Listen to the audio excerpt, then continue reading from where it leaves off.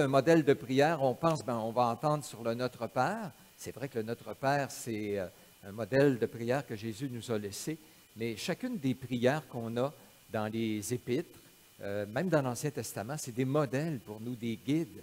Et donc, c'est un modèle, c'est quelque chose qui devrait inspirer notre propre vie de prière. Éphésiens 1, verset 15. C'est pourquoi, puisqu'il vient d'écrire sur les merveilleuses bénédictions spirituelles qu'on a en Jésus, donc à cause de cela, moi aussi, ayant entendu parler de votre foi au Seigneur Jésus et de votre amour pour tous les saints, je ne cesse de rendre grâce pour vous, faisant mention de vous dans mes prières, afin que le Dieu de notre Seigneur Jésus-Christ, le Père de gloire, vous donne un esprit de sagesse et de révélation dans sa connaissance, qu'il illumine les yeux de votre cœur, pour que vous sachiez quelle est l'espérance qui s'attache à son appel, quelle est la richesse de la gloire de son héritage qu'il réserve aux saints, et quelle est envers nous qui croyons l'infinie grandeur de sa puissance, se manifestant avec efficacité par la vertu de sa force. Il l'a déployé en Christ, en le ressuscitant des morts et en le faisant asseoir à sa droite dans les lieux célestes, au-dessus de toute domination, toute autorité, toute puissance, de toute dignité et de tout nom qui peut être nommé, non seulement dans le siècle présent, mais encore dans le siècle à venir. Il a tout mis sous ses pieds et il l'a donné pour chef suprême à l'Église, qui est son corps. L'Église aussi qui est la plénitude de celui qui remplit tout en tous. Donc, normalement, l'apôtre Paul, tout de suite après l'adresse, ce qu'on retrouve là au chapitre 1, versets 1 et 2, normalement dans les Épîtres, il passe tout de suite à l'étape où il va prier pour les gens à qui il s'adresse. Là, il a fait les choses différemment. Il a choisi de passer en revue différentes bénédictions spirituelles qu'on a, et c'est ce qu'on a vu là, dans les derniers messages du verset 3 jusqu'au verset 14, mais il ne perd pas sa bonne habitude de prier pour les gens à qui il adresse l'épître. Et ce n'est pas juste une prière pour la forme, une espèce de procédé littéraire, une tradition où, bon, là, il fait sa petite prière. Non, sa prière, il s'y arrête. En fait, là, Paul fait des longues phrases dans Éphésiens, c'est particulier. On a vu que dans la première partie, il y avait 202 mots. C'est une phrase de 202 mots. Du verset 3 au verset 14, c'est une seule phrase. Et là encore, du verset 15 à aller au verset 23, c'est une longue phrase. Et j'ai l'impression que l'apôtre Paul met toute son énergie, son zèle, tout son cœur, et les mots s'enchaînent les uns après les autres pour exprimer devant Dieu son désir et sa prière pour les Éphésiens. Alors, c'est très riche, c'est très important et c'est inspiré de Dieu. Et on va voir ce matin là, différentes requêtes. On va voir un peu comment l'apôtre Paul prie. Et je crois que ça devrait aussi nous inspirer et nous aider dans notre propre vie de prière. Ça vous arrive que vous ne savez pas quoi demander à Dieu? Dire, bon, OK, je prends un temps pour prier, mais qu'est-ce que je vais demander? Une bonne façon de faire, c'est de regarder l'apôtre Paul, lui, qu'est-ce qu'il priait pour les églises? Qu'est-ce qu'il priait pour lui? Et de se laisser inspirer par cela. Mais ce qu'on a ici, c'est particulièrement une prière importante. Et j'espère ce matin que quand on va avoir terminé, ça va vous avoir touché, ça va vous guider dans la suite en disant, c'est vraiment des choses essentielles pour lesquelles je dois prier, que je dois demander pour mes frères et sœurs dans l'Église et pour moi-même. Je ne peux pas vivre une vie chrétienne digne de ce nom sans que Dieu réponde à ces prières-là. C'est primordial. Alors, la structure, elle est bien simple. Versets 15 et 16, ça commence par des actions de grâce. L'apôtre Paul rend grâce pour les Éphésiens. Et ensuite, il y a une intercession. Il va demander des choses pour eux. En fait, il va demander que Dieu illumine leur cœur, que Dieu leur fasse comprendre par son esprit des choses importantes. 3 choses, c'est ça la structure. Donc, il demande que Dieu éclaire pour qu'ils comprennent des choses absolument importantes. Qu'ils comprennent quel est l'héritage qu'ils ont dans le ciel. Quel est l'héritage de Dieu, parce que Dieu aussi va hériter de nous, la gloire de l'héritage. En fait, c'est la gloire de l'Église. C'est ça qu'il dit. Il faut que les chrétiens comprennent comment l'Église est glorieuse, riche, un héritage pour Dieu. Et troisièmement, quelle est la puissance qui est à notre disposition? Je reprends. Elle n'est pas juste à notre disposition, qui est actuellement active dans nos vies. La puissance de Dieu, puis l'accent va être là-dessus dans la dernière partie.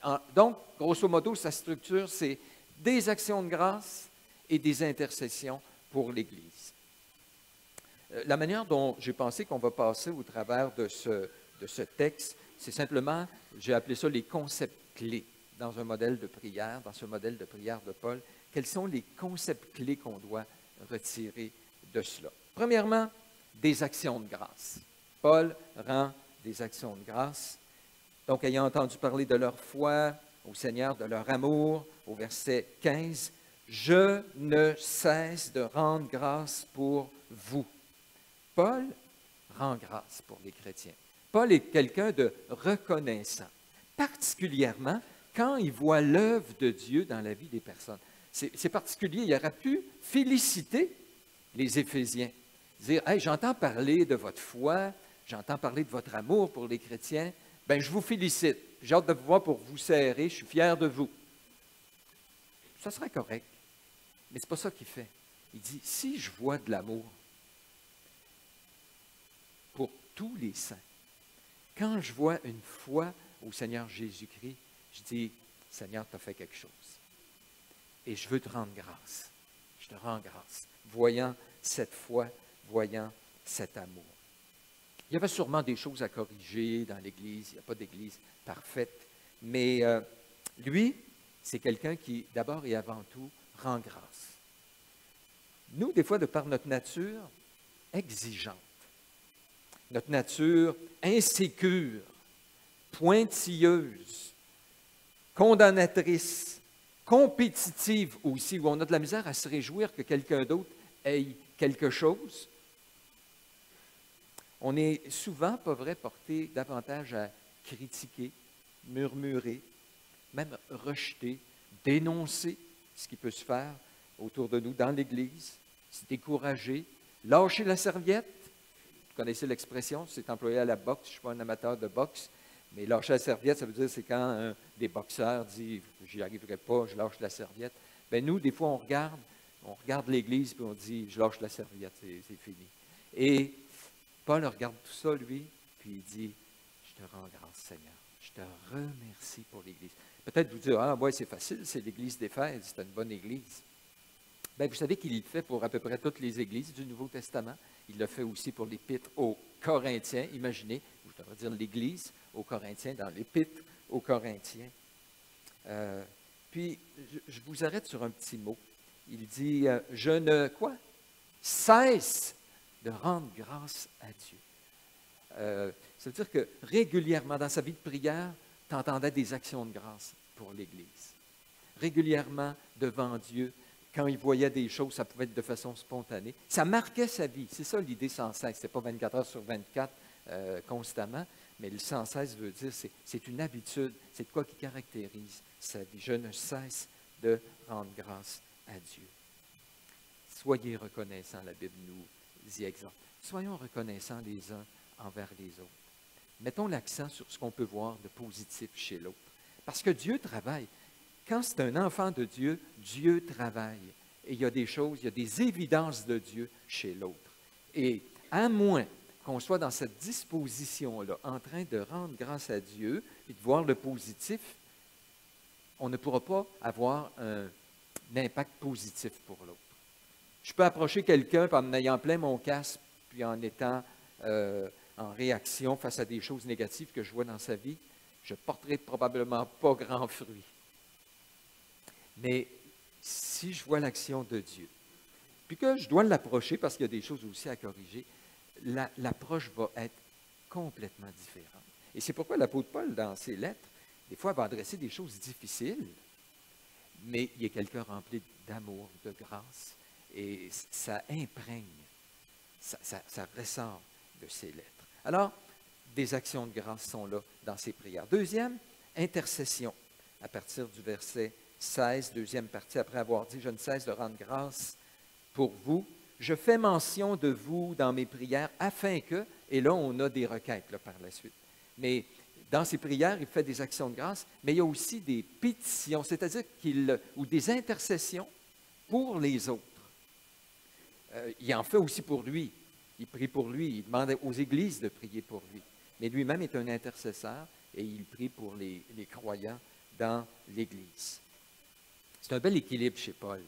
Ce n'est pas un ou l'autre, c'est les deux. On prie pour soi et on prie pour les autres. Et quand je lisais ça, je me posais la question, je dis, qu'est-ce qui fait le plus avancer l'œuvre de Dieu? L'apôtre Paul qui évangélise une ville, qui revisite cette ville un peu plus tard, donc il est à l'œuvre, il est sur le terrain en train de travailler, qui par la suite peut-être va écrire une lettre parce qu'il est absent, puis il apprend qu'il y a des choses qui vont moins bien, peut-être il envoie un ouvrier, donc Paul était très actif. Alors, un Paul qui est actif versus un Paul, comme ici, il est en prison, puis il dit, je prie pour vous. C'est lequel qui va faire le plus avancer l'Église? Réponse, bien, les deux. Mais particulièrement la prière, je pense. Et ça veut dire que, avant probablement d'écrire cette lettre-là, il priait parce qu'il se dit, même si j'écris l'épître aux Éphésiens, à moins que Dieu n'intervienne, que Dieu bénisse, que Dieu utilise ces paroles-là, touche les cœurs, il n'y a pas grand-chose qui va se produire. Avant d'aller faire une visite, d'arriver dans une église, avant d'envoyer un ouvrier, d'amener, de baigner tout cela dans la prière pour que Dieu puisse intervenir. Il faut vous rappeler la fameuse histoire dans l'Ancien Testament de Moïse. Les Amalécites viennent attaquer le peuple de Dieu. Et les Israélites n'étaient vraiment pas des soldats là, à ce moment-là. Les Amalécites arrivent, des guerriers, viennent les attaquer. Qu'est-ce qu'on fait? Alors, ils dépêchent Josué, qui est le commandant, avec le peuple. Ils vont se défendre du mieux qu'ils peuvent. Et ça nous dit que pendant ce temps-là, Moïse était retiré, je pense, sur une espèce de montagne. Et il levait les bras au ciel, priait Dieu. À un moment donné, il était fatigué, ses bras baissaient. Israël perdait le combat. Quand il relevait les bras en train de prier sur le terrain, Israël gagnait du terrain, gagnait la bataille, tout ça. Finalement, vous vous rappelez, on a soutenu ses mains. Il y avait 2 personnes de chaque côté, puis Israël a gagné la victoire. On a besoin d'être une Église à genoux. Que ce que vous faites, vos ministères, votre service, le travail que Dieu vous confie, que tout ça soit béni dans la prière. Puis c'est un défi, puis je me le donne en vous partageant ces choses-là, par la foi, de croire en Dieu, puis de déposer à ses pieds nos requêtes au travers du service qu'on fait. Mais l'apôtre Paul le faisait, il intercédait pour eux. Puis je vous fais remarquer une petite chose. Il dit, c'est pourquoi, ayant entendu parler de votre foi au Seigneur Jésus, puis de votre amour pour tous les saints. En d'autres mots, vous savez qu'est-ce qu'il veut dire? Parce que je sais que vous êtes chrétien, parce que les évidences sont là dans votre vie, ça me donne toute une assurance pour prier pour vous. Je vais comparer ça, j'espère que vous allez me suivre. À un moment donné, l'apôtre Paul, c'est dans Acte 18, se retrouve à Corinthe, puis Dieu lui dit, Paul, persévère, lâche pas, évangélise dans cette ville parce que j'ai un peuple nombreux. En d'autres mots, j'ai des élus. J'ai des élus, persévère, puis il est resté là pendant une année et demie. Donc, en d'autres mots, fais le travail parce que moi, j'ai préparé des gens. Je vais travailler par en arrière, j'ai choisi des gens, et alors que tu vas prêcher, je vais agir. Puis, alors, il y avait l'assurance que ce qu'il va faire va être efficace parce qu'il est abaqué par Dieu. Puis, on devrait avoir la même assurance quand on prie pour des chrétiens. À l'instant où je sais que quelqu'un est un enfant de Dieu, je sais que Dieu est dans sa vie, qu'il a commencé une œuvre, il y a plein de choses qui vont se produire, Dieu l'a promis, il va le faire grandir, il va lui donner des victoires, il va le sanctifier par sa parole, il va renouveler son intelligence, Il va le châtier dans certaines situations s'il doit le faire. Et je peux prier avec assurance parce que je sais que Dieu, je sais ce qu'il fait, je sais ce que Dieu a promis. Donc, moi, Dieu m'a donné cette conviction depuis plusieurs années où je sais que quand je prie pour un enfant de Dieu, ça me donne toute une assurance, du guts, parce que je sais que je prie selon sa volonté. Je sais ce que Dieu veut faire dans sa vie, je sais ce que je peux demander. Et l'apôtre Paul semblait faire ça. Il dit, parce que je vois la foi dans votre vie. Ça, c'est les caractéristiques d'un chrétien. La foi au Seigneur Jésus, puis l'amour pour tous les saints. Pour tous les saints. Il l'a bien écrit, hein, pour tous les saints. Moi, s'il avait juste mis pour quelques chrétiens, ceux qui pensent comme toi, tout ça, je serais plus à l'aise, là. Mais pour tous les saints, ben, il dit, quand je vois ça, là, je sais que Dieu est derrière ces personnes-là, c'est des enfants de Dieu. Ben, prions avec assurance. 3. La prière, dans ce modèle de prière, la chose que Paul prie, c'est pour, j'ai appelé ça l'illumination. Verset 17, voici ce qu'il demande. Il dit, je fais mention de vous dans mes prières, afin que, on l'a la requête, le Dieu de notre Seigneur Jésus-Christ, le Père de gloire, vous donne un esprit de sagesse et de révélation dans sa connaissance, et qu'il illumine les yeux de votre cœur. Wow!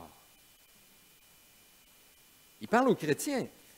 OK, parce que juste avant, il a dit, je reconnais en vous, vous avez foi au Seigneur Jésus, vous avez l'amour pour tous les chrétiens, etc.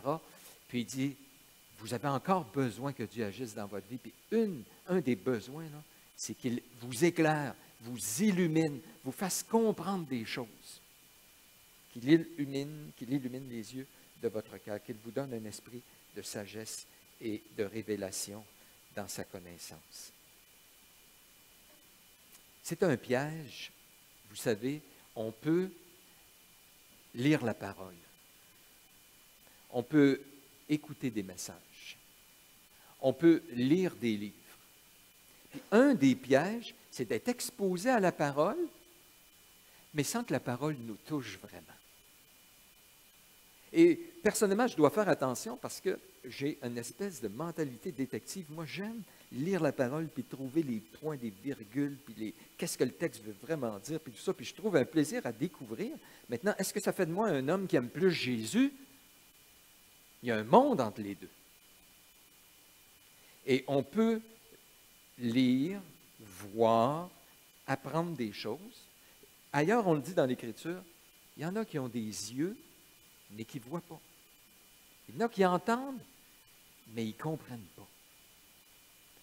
Qui n'ont pas cette espèce d'acuité spirituelle, de cœur ouvert, disposé, une œuvre de l'Esprit de Dieu qui est faite là dans leur cœur, où alors qu'ils lisent là, Dieu leur révèle des choses.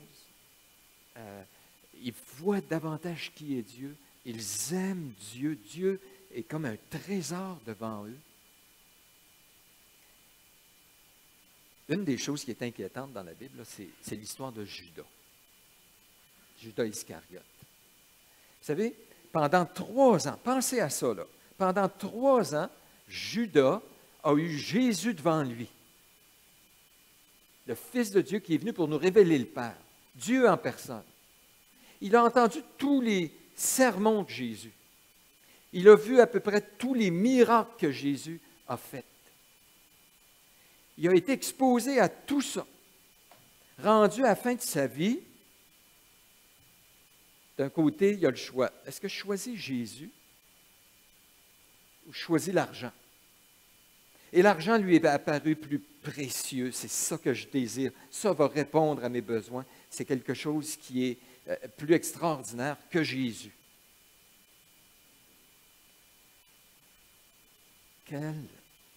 Ça devrait nous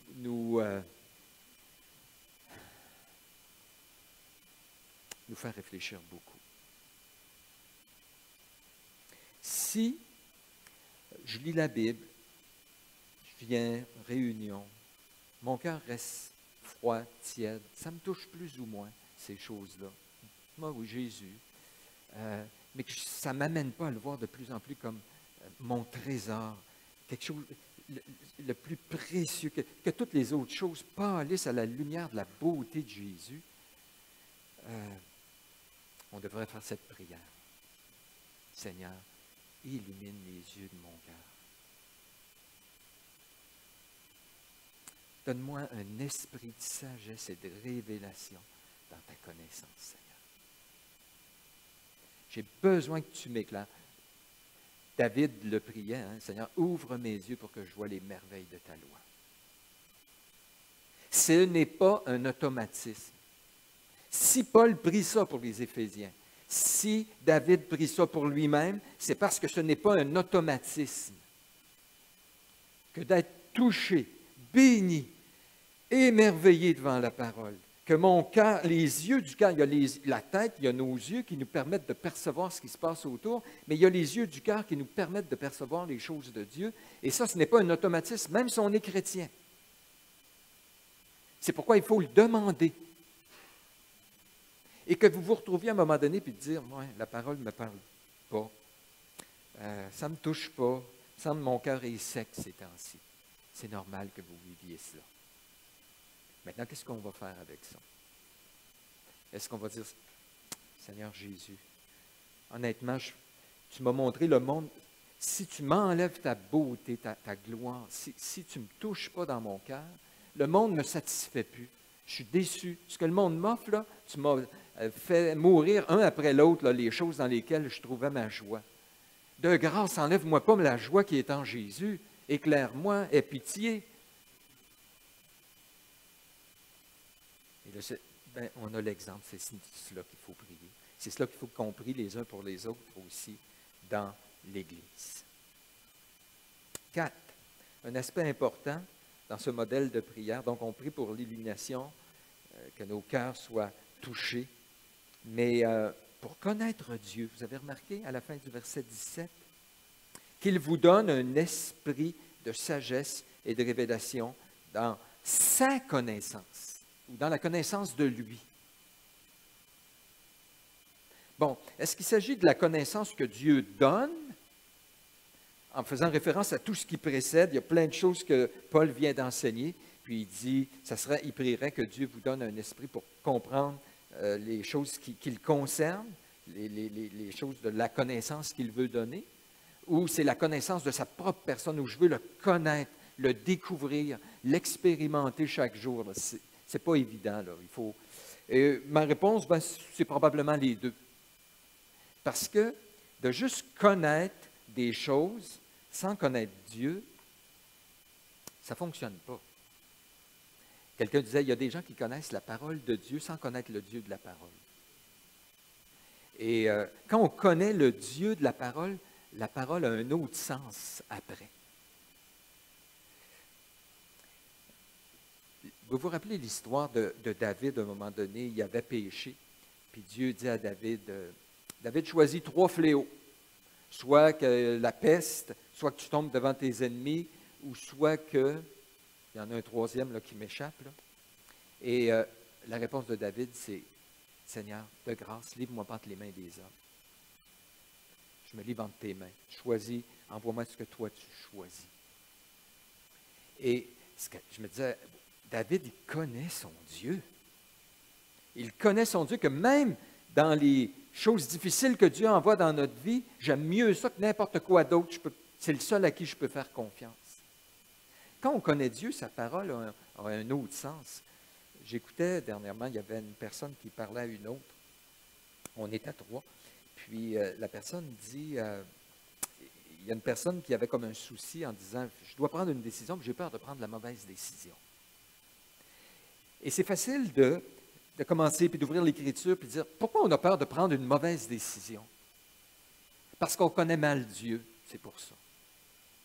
C'est de dire, si je dis, Seigneur, tu sais de quoi je suis formé. M'en en prendre des mauvaises décisions dans ma vie. M'en en faire des erreurs. Puis, mais je sais qui tu es. Tu es un Dieu de compassion. Tu vas me reprendre. Tu vas m'enseigner. Ce n'est pas la fin du monde. Qu'est-ce que tu veux? Tu es venu pour sauver des pécheurs dont je suis le deuxième. Parce que Paul dit qu'il est le premier. Moi, je suis le deuxième. Mais voyez-vous, il y a des gens, en lisant la Bible, constamment, ça les inquiète. Ça leur met des fardeaux, des soucis, comme si Dieu va leur... Puis il y en a d'autres qui se disent, ben oui, je vais en faire des erreurs, puis Pas que je veux en faire, c'est pas que je me justifie puis que je veux prendre les choses à la légère. Mais parce que je connais mon Dieu, je m'enlève des poids de ses épaules, j'arrête de traîner ça. Alors oui, je vais en prendre, puis je vais chercher la face de Dieu, je vais crier pour la sagesse, mais je vais en faire des erreurs. Puis Dieu, même dans ça, va réussir à faire sa volonté, puis à changer le mal en bien, puis tout ça. Puis je vais confesser, je ne me réjouis pas de mes erreurs, mais j'ai aimé la réponse. C'est ce que la personne lui a dit. Puis, même si tu feras une erreur, c'est quoi le problème après? C'est quoi le problème? Parce que la personne discernait qu'il faut que tu découvres davantage qui est ton Dieu pour être davantage libre et en paix. Donc, on a besoin d'être illuminé, éclairé pour connaître Dieu. Grandir dans la connaissance de sa personne, qui il est, ses voies, ses œuvres, sa gloire. Connaître Dieu. Verset 17. L'espérance, ensuite, cinquième chose qu'on a dans le texte. L'espérance. Verset 18. Qu'il illumine les yeux de votre cœur pour que vous sachiez quelle est l'espérance qui s'attache à son appel. À quoi ça ressemble le ciel? À quoi ça va ressembler le moment où soit je meurs, je me retrouve dans la présence de Dieu, soit Jésus revient, je me retrouve dans l'éternité? À quoi ça ressemble? C'est super, il faut se poser la question. La vraie question, c'est comment je vais arriver à le savoir à quoi ça ressemble? Est-ce que c'est en méditant, en travaillant, en étudiant? Oui, mais le texte nous dit qu'on n'y arrivera pas par nous-mêmes. Ça prend une illumination. Que Dieu illumine les yeux de votre cœur pour vous faire comprendre ces choses-là. L'être humain, lui, ce qu'il peut arriver à faire, c'est arriver avec un beau schéma. Point 1, 2, 3, 4, 5, les 18 aspects du ciel. On énumère tout ça.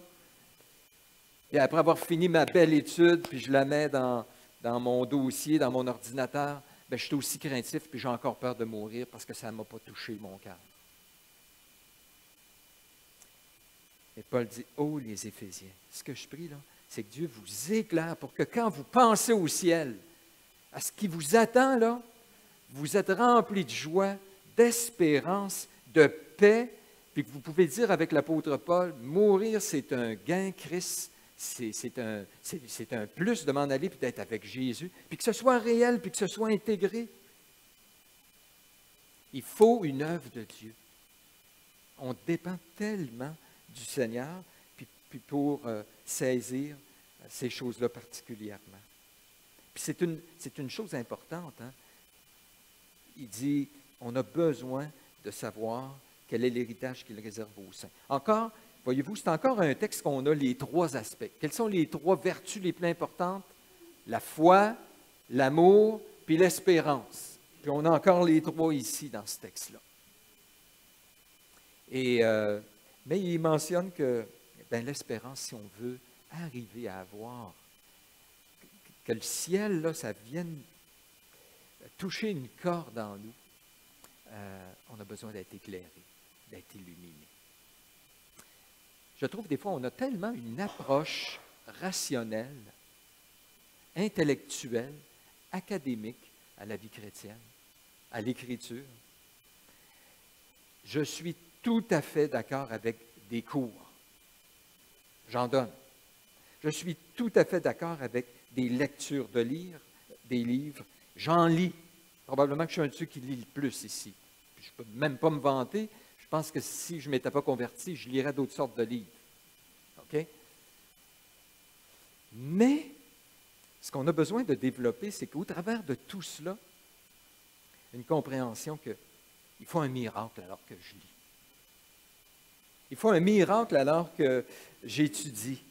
Alors que je prends un cours, il faut un miracle, une intervention, puis une dépendance. Puis il faut que ça soit accompagné de ma part d'une prière, puis dire, oh Seigneur, viens me révéler ces choses-là. Pour pas que ça reste de la doctrine pure, sèche, froide, qui ne change pas ma vie. J'ai l'impression des fois là, qu'on devrait je vais peut-être me tirer dans le pied en disant ça, mais c'est correct, j'ai plein de trous dans les pieds, un de plus. On devrait peut-être des fois arrêter de lire, puis arrêter d'étudier, puis prier davantage, pas vrai? Mais le mieux, c'est continuer à lire, puis étudier, mais prions aussi. Hein? Mais l'espérance. On a besoin d'avoir cette espérance qui soit quelque chose de vivant, que quand je dis Jésus revient, qu'il me vienne un sourire, une paix. Malgré tout ce qui se passe ici, une paix, une joie. La façon dont mon corps fonctionne, moi, c'est que de temps en temps, j'ai faim. Mon corps me donne un signal, j'ai faim, mais ce qui est merveilleux, là, c'est que Dieu a créé de la nourriture. La façon dont mon corps fonctionne, c'est de temps en temps, il me donne un signal, j'ai soif. Ce qui est merveilleux, c'est que Dieu ne m'a pas juste mis ce désir-là, il a donné de l'eau en abondance plus que je ne pourrais jamais en boire. Mon corps, il a le désir de respirer, au point où si j'arrête, je vais tomber sans connaissance. Donc, mais Dieu donne de l'air. Dieu place dans nos cœurs un désir pour le voir. Et c'est pour ça que l'espérance est importante pour nous. Il n'y a pas juste créé ce désir-là pour que ça reste là. Je désire le voir. Et c'est à cela que Dieu nous appelle. L'espérance qui s'attache à son appel.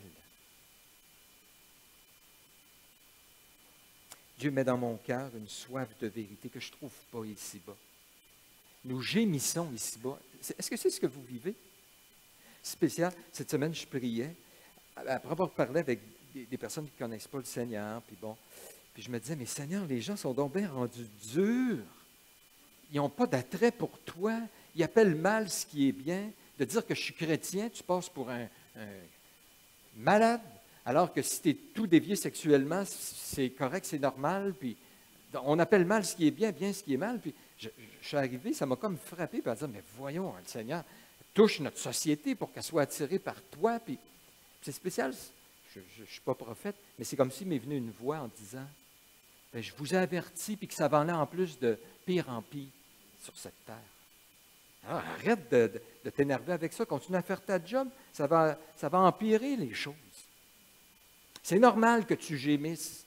Comme la nature, il dit dans Romains chapitre 8, on gémit en attendant ce qu'on a hâte, c'est l'adoption, la rédemption de notre corps, d'être avec Jésus, puis on est comme la nature qui a été soumise à la vanité, puis on vit ici-bas. Puis si on ne vivait pas ça, je pense qu'on s'attachera encore plus. Alors c'est normal, puis c'est bien qu'on vive ça, parce que c'est vrai comme un bébé, hein? Une femme est enceinte, là, c'est intéressant parce que le bébé, il doit être super bien, lui. Il est au chaud, il a de la nourriture comme il veut, il est bercé, il n'y en a pas de problème, il est hyper protégé, tout ça. Mais Dieu a mis un petit mécanisme qu'à un moment donné, il faut qu'il sorte de là. Puis, ça ne doit pas être facile, le passage. Hein? Autant pour la maman, pour le bébé, même pour le papa. Hein? Non, c'est vrai, les hommes, là, soyons sérieux, c'est dur l'accouchement. Hey. Puis, mais Dieu a mis en nous un petit mécanisme aussi que si ce n'était pas de ça, je pense qu'on voudrait rester ici tout le temps.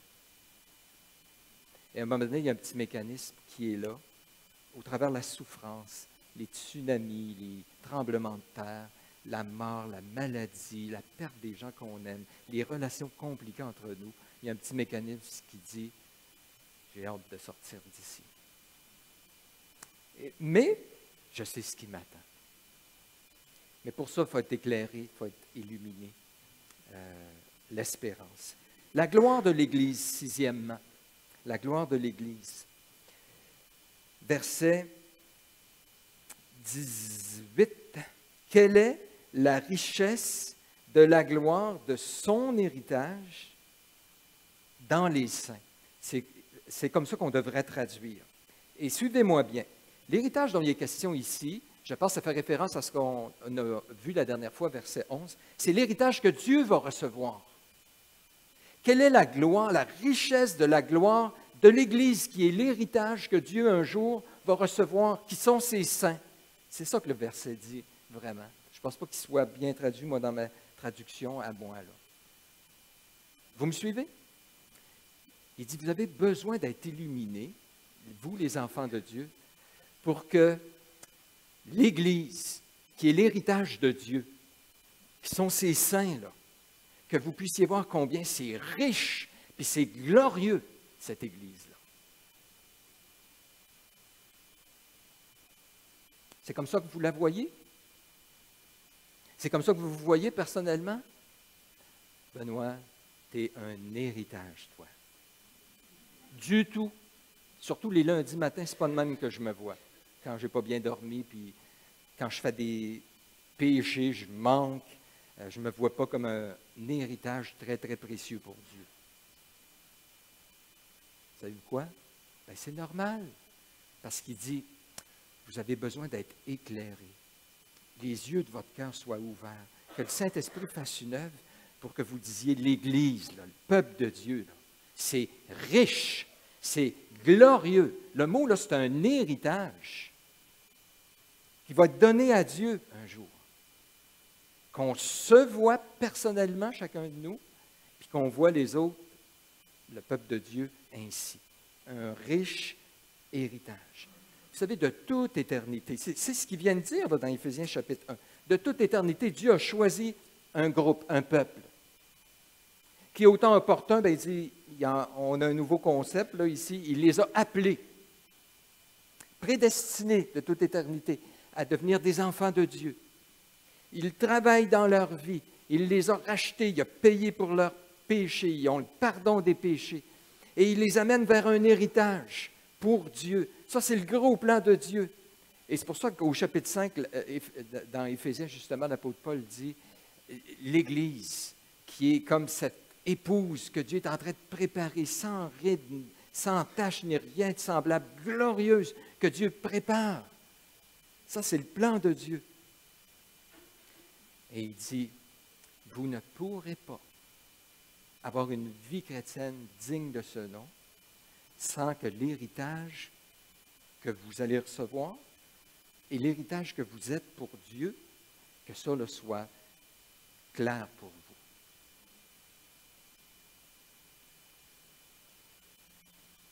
On a besoin de saisir cela. Cela est en accord avec le reste de l'Écriture. Nous sommes la prunelle de ses yeux. Prenez garde de mépriser un seul de ces petits qui croient en lui. Dieu a même pour nous des transports d'allégresse. Vous avez lu ça dans Sophonie? Il se réjouit. Dieu regarde son Église, que nous, des fois, on critique, on méprise, de qui on parle mal. Dieu la regarde, là, puis il y a des frissons, des transports d'allégresse envers son Église. C'est son héritage. Jésus la regarde, puis il dit, c'est mon épouse. Wow! Il y a une photo là, qui est là, puis le mariage s'en vient, puis lui, il n'en revient pas.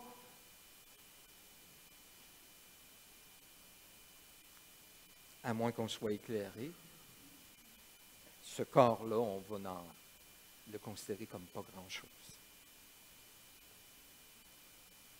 Et finalement, la puissance de Dieu. La puissance de Dieu. C'est le plus long. Je pense que je ne le traiterai pas parce que j'aurais l'impression que je passerai à côté de quelque chose de trop important. Mais je vais juste lire le texte avant de terminer. Verset 19.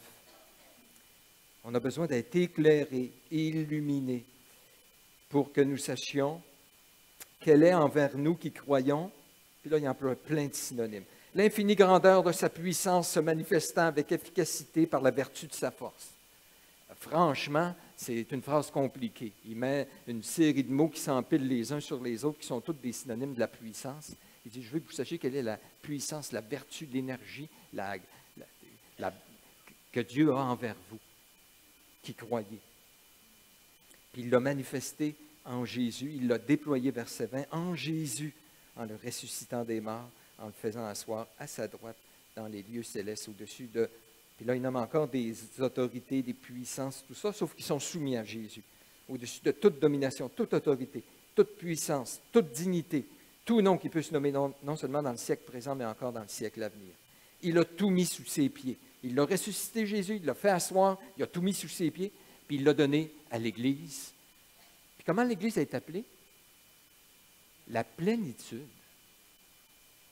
Le corps, il l'a donné pour chef suprême à l'Église, qui est son corps. L'Église est appelée le corps, et elle est appelée la plénitude.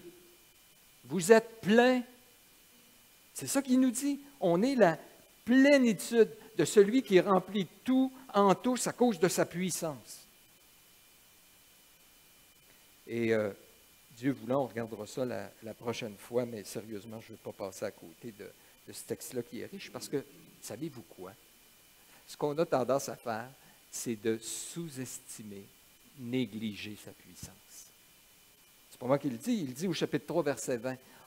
Il dit, « Or, à celui qui peut faire, par la puissance qui agit en nous, infiniment, au-delà de tout ce qu'on peut imaginer ou penser ou demander, à lui soit la gloire dans l'Église et en Jésus-Christ au siècle des siècles. » Alors, on est tous coupables de sous-estimer la puissance de Dieu agissante maintenant envers nous. Puis, parce qu'il agit infiniment au-delà de ce qu'on peut penser ou demander. On demande, « Hey, Seigneur, pourrais-tu faire telle chose? » Puis en dedans de nous, on a un petit doute, « Vas-tu le faire? » Et on est tous coupables de ça. Mais qu'est-ce qu'il dit? Qu'il illumine les yeux de votre cœur pour que vous compreniez c'est quoi cette puissance-là, qui va nous influencer alors qu'on a un ministère les uns envers les autres. Alors que je veux grandir dans ma vie et que ça me semble impossible de vaincre tel péché, Seigneur, montre-moi c'est quoi ta puissance, montre-moi. Alors que des fois je doute, que je suis en train de prier, montre-moi, Seigneur, ta puissance. Et on a besoin d'être éclairé. Que plutôt, sais-tu bien qu'un chrétien dit, je ne suis pas capable? Oui puis non. S'il regarde à lui et qu'il dit, je ne suis pas capable, 100%. Mais reste pas là. Je puis tout par celui qui me fortifie. Alors, tu es capable, pas en toi-même, je ne suis pas en train de tomber dans l'humanisme, puis, tu es capable, puis va chercher le potentiel qui est en toi. Hein? C'est pas ça. Jésus, la puissance que Dieu, pas qui met à notre disposition, qui est actuellement agissante dans nos vies. On va, pendant que les musiciens s'avancent à ce point-ci, aller dans la prière, puis je vous invite, OK? On va tout à l'heure louer le Seigneur au travers des chants. Voulez-vous, on va faire des requêtes. On va demander ensemble ce que l'apôtre Paul a demandé. Demandez au Seigneur qu'il nous éclaire, qu'il illumine nos cœurs, genre de prière comme ça, de choses qu'on a absolument besoin qu'on saisisse, que lui seul peut nous faire comprendre, et lui demander donc qu'il le fasse dans nos vies. Alors, prions s'il vous plaît, quelques personnes peuvent nous conduire.